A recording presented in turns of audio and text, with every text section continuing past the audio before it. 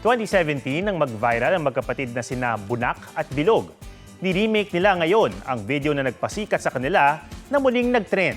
Pusuan na yan sa report ni Ian Cruz. Nung ako'y bata pa.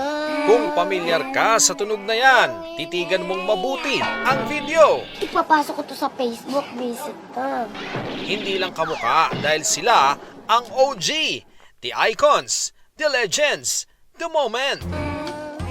Meet the meme king and queens, Bunak at Bilog. Sa Facebook, visit ka. The remake we deserve with matching glow up. Pero sa remake na ito, Mamatay mo na kanta kakasalingan. ang netizens na ang nakaramdam ng sakit sa likod. Tanda ko na pala. Feel ko ang tanda ko na. Ang laki nyo na pala. Mamatay mo na Ian Cruz sa Pabalita para sa GMA Integrated News. Huwag magpahuli sa mga balitang dapat niyong malaman. Mag-subscribe na sa GMA Integrated News sa YouTube.